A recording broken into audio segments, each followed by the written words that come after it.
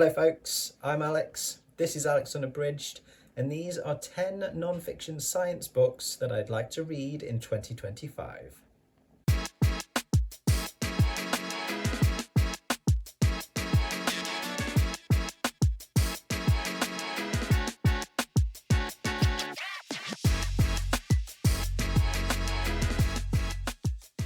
So welcome back to the channel if that is the case. Yes, as you will be well aware if you've watched this channel a bit before, for the last year I've been getting well into science fiction. And as a part of that, or as a consequence of that, I found myself drawn to learning some more about the actual science that some of these science fiction books present and build on, speculate on. And I've been kind of putting science books in my sort of wish list for the past year or so. And so in 2025, I want to actually start properly reading some of these non-fiction science books. So I'm going to go from science fiction to science fact. So yeah, I thought I'll go through these 10 today. This is not necessarily the order in which I will read the books, but I've just kind of grouped them together, more in kind of theme and subject matter, subgenre of science, if you like. So first up then, we'll start with space, because let's face it, science fiction, there's a lot of space going on in that. And I've found a few bits which I want to dig into a bit deeper. The first book that I've got is Space Oddities, the mysterious anomalies challenging our understanding of the universe. And this is by Dr. Harry Cliff, who is an experimental physicist working at CERN. And I will read you the blurb for this. So newly discovered strangenesses could transform our understanding of the fundamentals of physics and the nature of reality. Something strange is going on in the cosmos. Scientists are uncovering a catalogue of weird phenomena that simply can't be explained by our long-established theories of the universe. Particles with unbelievable energies are bursting from beneath the Antarctic ice. Unknown forces seem to be tugging on the basic building blocks of matter. Stars are flying away from us far faster than anyone can explain. Space Oddities provides a riveting look at the universe's most confounding puzzles. In a journey that spans continent, Harry Cliff meets scientists hunting for answers and asks, are these anomalies accidents of nature, or could they be pointing us towards vast hidden worlds? Yeah, this kind of sort of big questions of science, especially in terms of physics, that fascinates me. And this sort of thing is kind of almost, it feels a bit like a sort of, a bridge between science fiction and science fact. The fact that there are anomalies, phenomena happening that we don't understand yet, that our long established theories don't help us with. And so we've got to build on those. So yeah, this sounds like it's potentially quite accessible, and I need that when it comes to physics, because physics is not my strong point when it comes to science. Biology I'm much better with, but I'm fascinated by this kind of thing, these kind of unexplained phenomena. So yeah, that one sounds really interesting. And the second one is A Brief History of Black Holes and Why Everything You Know About Them Is Wrong. And this is by Dr. Becky Smethurst. I've seen some stuff by her before. It might be she's been on, I think she might have been on, a TV program about, kind of astrophysics, that kind of thing. And I really like her style, and I've listened to the audio sample of this, and she has a great she's so enthusiastic, she's so into her subject, that I think I'll really enjoy this. The blurb for this one then is, in A Brief History of Black Holes, the award-winning University of Oxford researcher Dr. Becky Smethurst charts 500 years of scientific breakthroughs in astronomy and astrophysics. She takes us from the earliest observations of the universe and the collapse of massive stars to the iconic first photographs of a black hole and her own published findings. In A Cosmic Tale of Discovery, Smethurst explains why black holes aren't really black, that you never ever want to be spaghettified, how black holes are more like sofa cushions than hoovers, and why, beyond the event horizon, the future is a direction in space rather than in time. Told with humour and wisdom, this book describes the secrets behind the most profound questions about our universe, all hidden inside black holes. Black holes fascinate me, largely because there is that unknown quantity to them. They are mysterious, they are somewhat ominous. Any kind of science fiction that deals with black holes, I'm interested in immediately. But I would like to try and get a handle on some of the astrophysics, the theoretical physics as well that goes along with black holes. That might be a step too far for my little brain. I don't know, but I need to try. And I think based on what I've kind of read or listened to of the sample of this and the sort of tone of it, the language, etc., I think this is potentially the most accessible one that I can find. So yeah, we'll give that one a go and see if it melts my brain. Okay, away from space then, coming back to Earth, we'll go for some geology because I love geology. And this is one that I've had sat on my shelf for ages, like years, and not got to it yet. It was one my sister bought me for Christmas a few years ago, I think. This is The Planet in a Pebble by this author, whose name I'm not going to try and pronounce because I will butcher it. But this is what it says about it. Take a pebble, a slate pebble, say, from a beach in Wales. Look at its rich grey, cut by veins of white quartz. Look closely. There are other markings too. Captured within are grand stories that reach back to long-dead stars, into the depths of the earth, to vanished continents, and quiet ocean beds above which strange creatures swam. There is much history there, if you know how to unlock it. Jan takes us on a journey through the past of a pebble of Welsh slate, showing how scientists tease out clues of its history. Every pebble has many stories to tell. So yeah, some geological sort of history, that kind of thing. So yeah, I really like the sound of this in terms of the concept of it, of taking something, really tiny that you can pick up on, lots of Welsh beaches. And we've got lots of them in the house, slate pebbles from Wales, because my wife is somewhat obsessed with picking them up when we go to Wales on holiday. But taking that tiny thing and then using that as the starting point to look at the geological history. It's as I say, it keeps winking at me from the bookshelf whenever I look at my non-fiction section, and yet I've never got around to picking it up. So I think it's time this one gets read. This could be a good one for my Read What You Own challenge.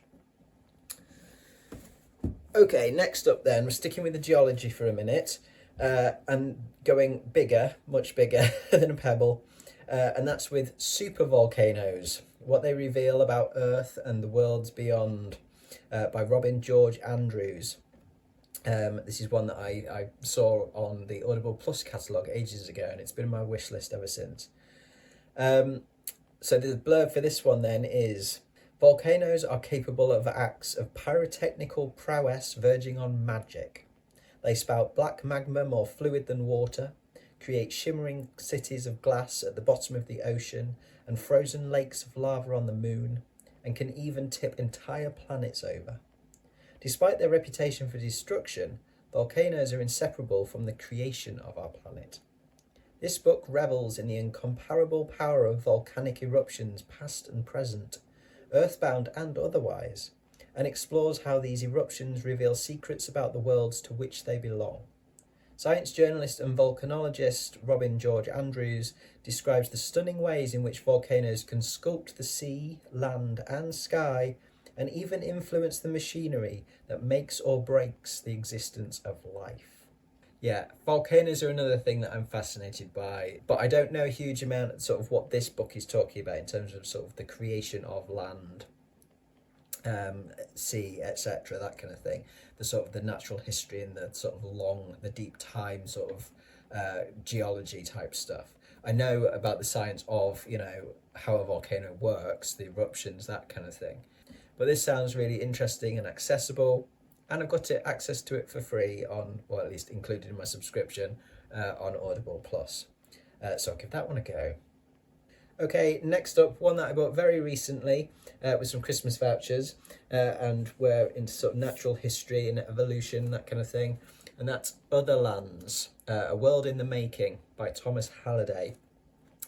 This sounds brilliant in terms of the writing style. It's kind of described as sort of, bits of adventure sort of stories and nature writing, and it sounds super accessible and sort of quite lyrical, and that will do me great. I need when it comes to science books, I do need it to be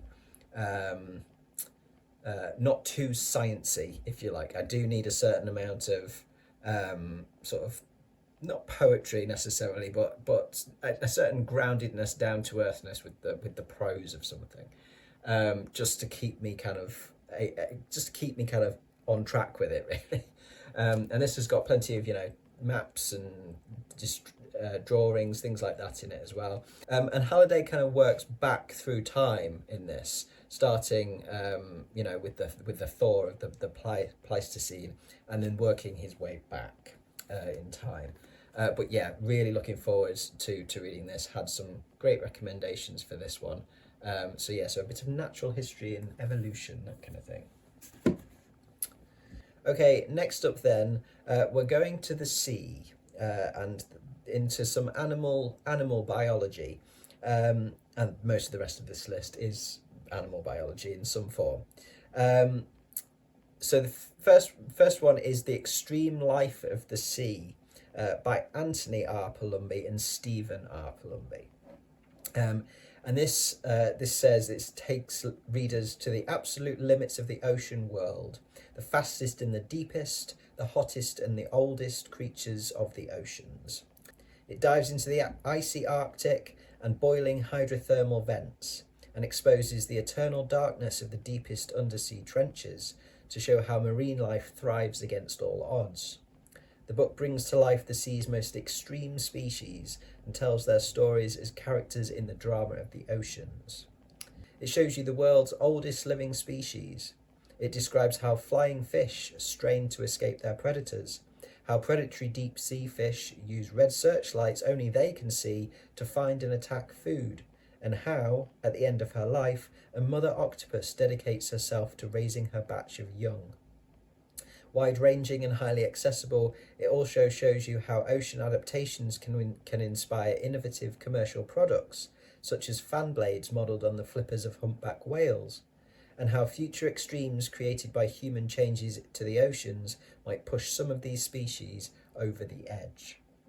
This one I saw Justin from Triumphal Read talk about, if I remember rightly, sometime towards the beginning of last year.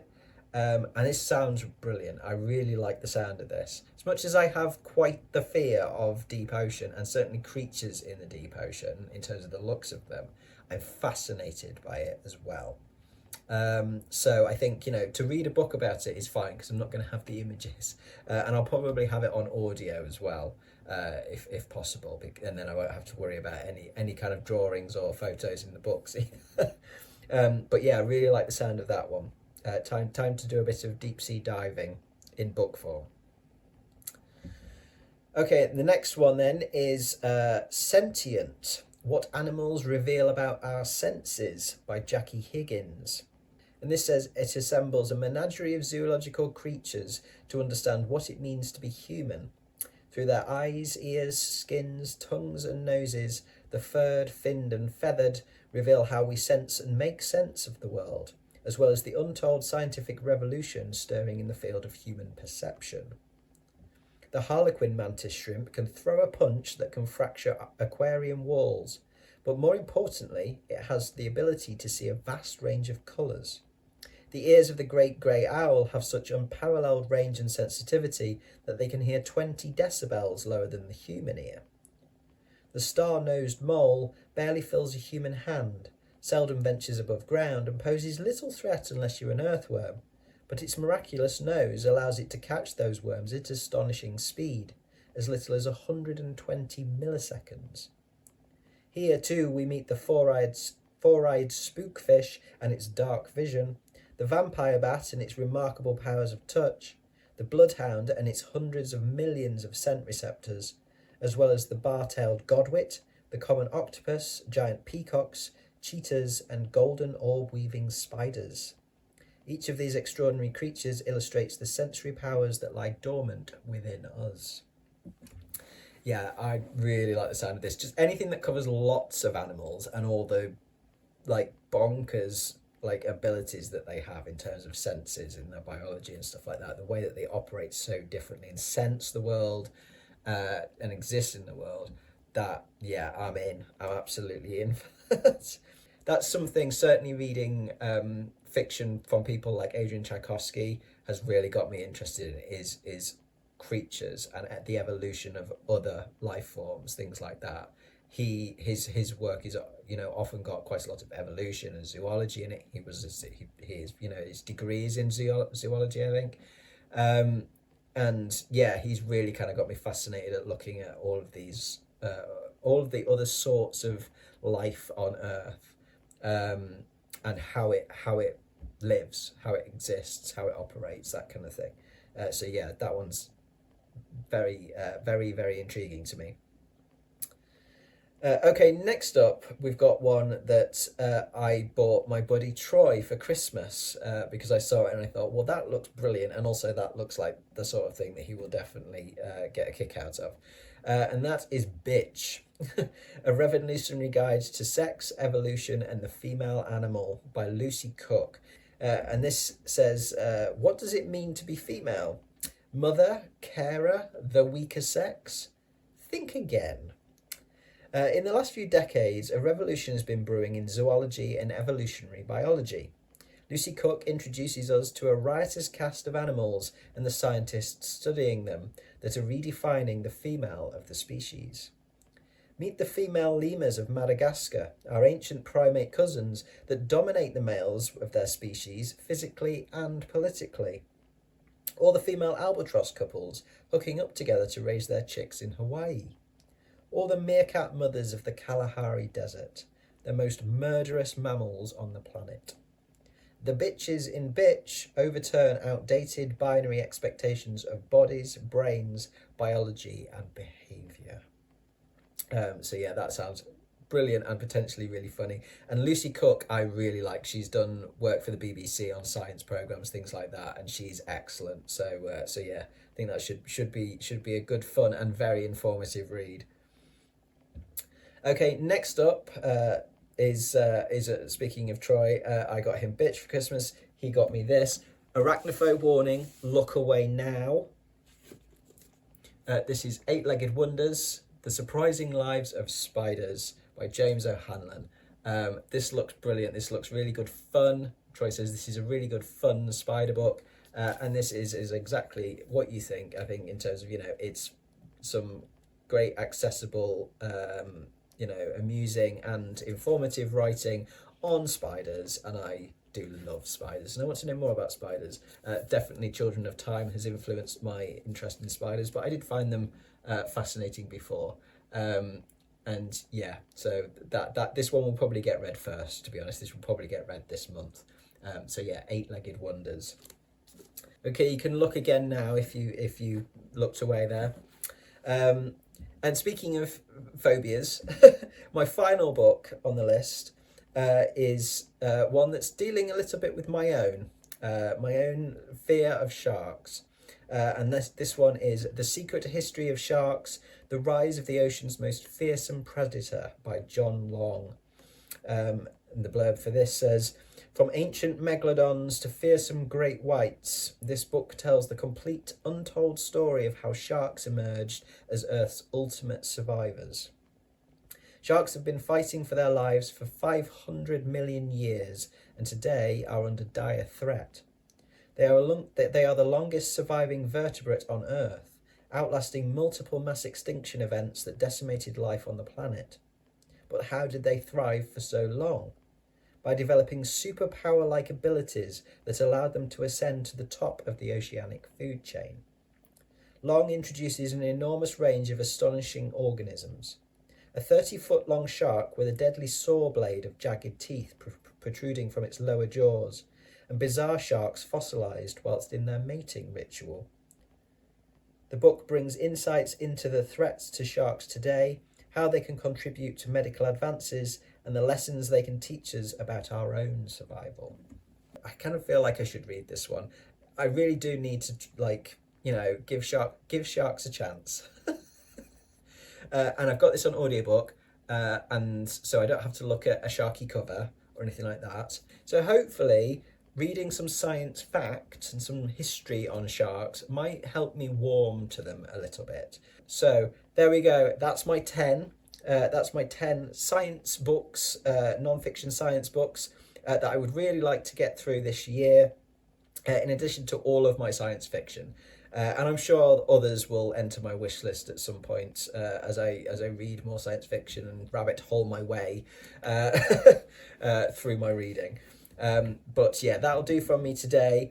Thank you very much for watching, folks. As always, do drop your thoughts in the comments below, and do drop any other recommendations in the comments as well. Certainly for anything sort of the sort of scientific areas of interest that I've talked about today, I'm always open to any other suggestions that anybody has. So evolution, natural history, geology, bonkers astrophysics / theoretical physics, and just generally anything that's kind of accessible and, you know, has some good humor to it, stuff like that. Do let me know if you've read something that really captured you, that I can look into and maybe put on my list to accompany these. I will be back on Sunday with some more bookish ramblings for you, so I do hope you'll join me for those then. But from me, for now, that's ta-ra.